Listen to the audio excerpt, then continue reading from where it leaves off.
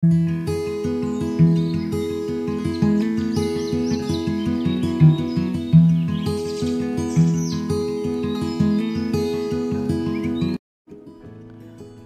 kapaglaom, maayong buntag kaninyong tanan. Anaa nagayod kita sa bulan sa Disyembre. Ang tanan nagapaabot nining bulana. Kay mauman kini ang bulan nga gituuhan nga si Ginoong Hesus na tawo ug ang alang sa uban. Kana mao kini ang panahon nga ang atong mga pamilya magkatipon.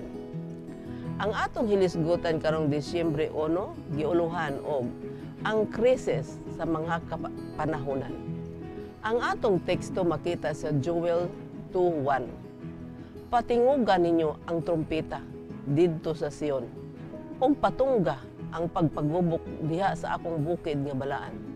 Pakuruga ang tanang pumuluyo sa kalibutan, tungod kay ang adlaw ni Jehova moabot, tungod kay kini haduol na moabot. Kapag laom, ang mga panahon sa kasamok ania na karon kanato. Ang katumanan sa mga ilhanan sa mga panahon naghatag og pamatuod nga ang adlaw sa Ginoo haduol na.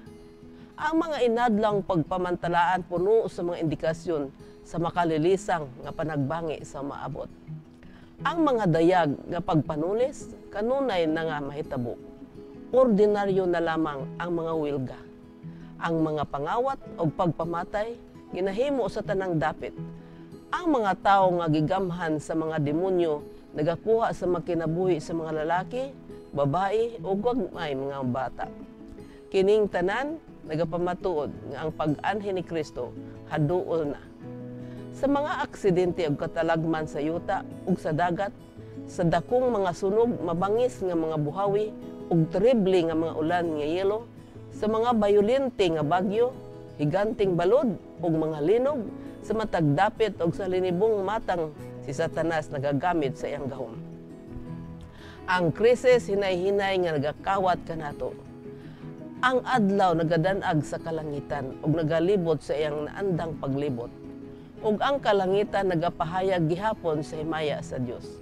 Ang mga tawo nagakaon pa ug nagainom, nagatanom ug nagatukod, nagaminyo ug nagatugyan sa kaminyoon.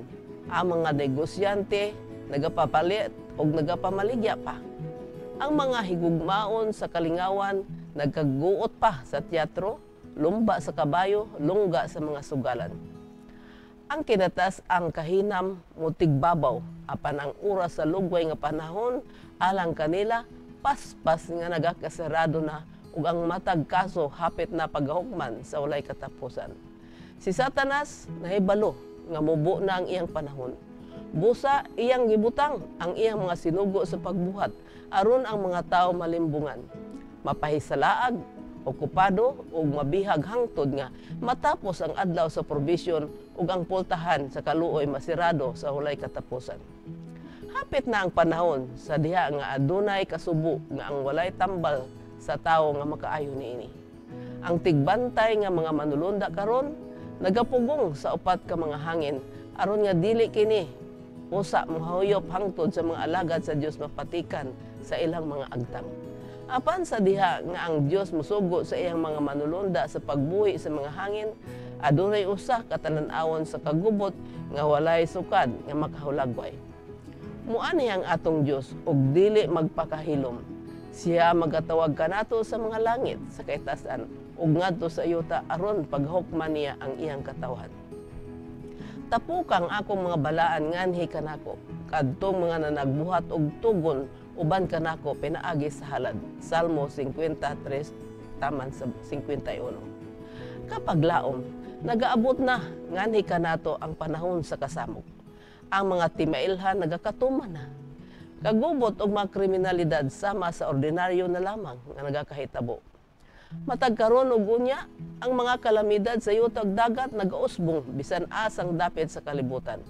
Anaa kita sa panahon nga sa diin ang Dios nagahatag og lugway sa kataghan og kini nga provision alang sa tanan aron makadawat sa kaluwasan sa wala pabuhian sa mga manulunda ang upat ka hangin nga magadala og katalagman nga sukad wala pa mahitabo sa yuta. Busa atong andamon ang atong kaugalingon alang sa pag-abot sa atong Dios. Mag-ampo kita. Diyos ug mahigugmaon namo nga man sa langit. Salamat nga dili kami nimo pasagdan sa oras nga ang krisis sa mga kapanahunan magaabot ka namo.